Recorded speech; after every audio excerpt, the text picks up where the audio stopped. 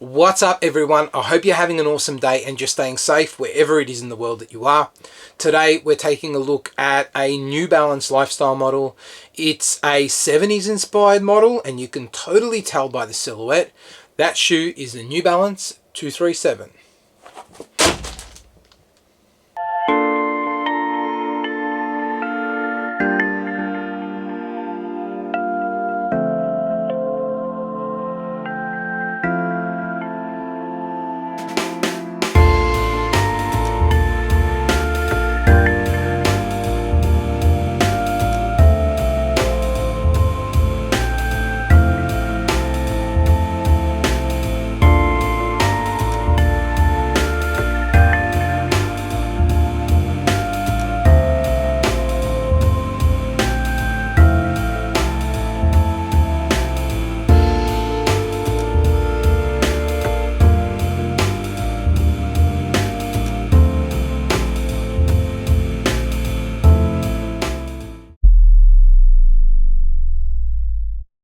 I hope you get something out of the video, and if you do, show some support. Click the thumbs up, the subscribe button, hit the bell, and comment down below if you've got anything to say.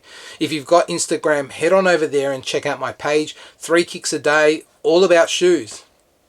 Yeah, let's get into it. So the 237, this guy is brand new to the New Balance lineup and is a lifestyle sneaker. It's all new, but it's not just released. It's been out for some time. I just haven't gotten around to doing a video on it.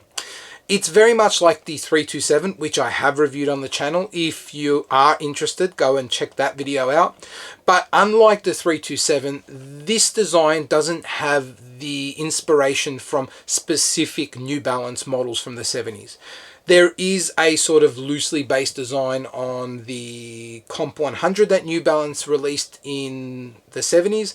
But I think for me anyway, while I can see the similarities between this model and that model, this just feels like a fresh lifestyle sneaker that really wants to draw inspirations from that era more than any specific models. There are some carryover features that made its way to the 237 from the 327, and those things are the wedged midsole and also the oversized N logo that you've got on the sides of the shoe. It's a really cool looking silhouette that is priced just underneath that 327 silhouette and has been released in a bunch of really cool and fresh colorways. The one I've got today, I have no idea what it's called. I just like the color mix, and we will get into breaking this shoe down, talking about the materials and colors by starting with the outsole.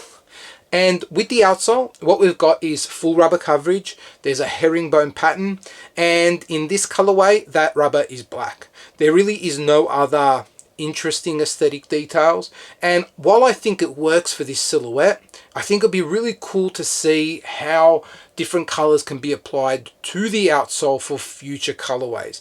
It is an outsole that is functional and absolutely fit for purpose, considering the inspiration for this lifestyle sneaker. Moving into the midsole, and the midsole itself is really cool. It's super basic in the sense that it is basically a slab of foam. But what is really cool is the way that New Balance have sort of colored the top line of that midsole. In this particular colorway, it's yellow and just offsets the, I guess, off-white nature of the rest of the midsole. Because you've got this kind of wedge at the back of the midsole itself, it also looks really cool how the outsole rubber sort of comes up into it. Then we come into the upper, and the upper has a lot going on by way of material mixes. But what I really like about what New Balance have done here is that they have really applied those materials in all the right places, and it just gives the overall vibe of the sneaker a really cool look. It almost feels like a crossover between a super casual sneaker to something that you could almost semi-dress up in. Not in a suit or anything, but hopefully you catch my drift. It's got a bunch of suede around the tip and also panels in the lower part of the center of the sneaker, and then a panel that wraps around the heel as well as the eye stays.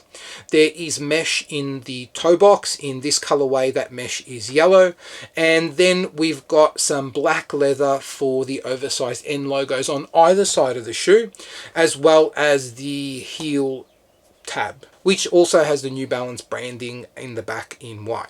that heel tab is not straight cut. There is sort of like this diagonal feel to how it's cut around the back. And again, it just adds a whole lot of interesting shapes to the silhouette itself. There is nylon in the center part of the sneaker that sits underneath the oversized leather branding, and in this colorway that is green, and the tongue itself is like a off-white type of color with some exposed foam up at the top. The tongue tab itself is burgundy, and there's some white New Balance branding on there, and then we've got some white laces that finish off the package. That's it. Let's take a look at how they look on feet.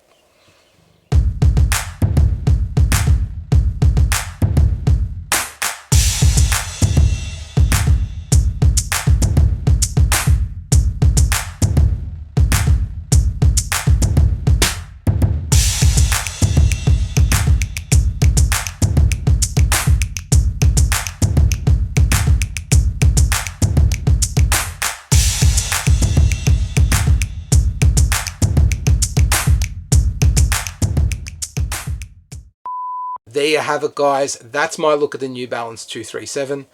I guess many people might have a choice to make. If they're looking for a 70s inspired silhouette from New Balance, it will likely come down to the 327 or the 237, assuming you like the looks of the 327.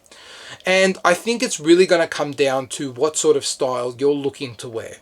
If you're looking for something that is a little bit more progressive and a little bit more out there, I would go the 327. If you're looking for something that's a little bit more traditional and that can probably more safely go with all of your outfits and stuff, I would then go the 237. I don't think you can go wrong with either of them. There is no benefits to one or the other from a comfort perspective, so you're pretty well sorted with either sneaker if you're concerned about comfort. Sizing is exactly the same as well, so it's really just going to come down to your personal preference on aesthetics. I couldn't choose, so I got them both. But I'm interested in your thoughts. If you have already selected one over the other, I'd love to know your experiences, I guess, in the comments below. If you're still on the fence and got any questions, leave those questions in the comment section below. But until the next video, laters.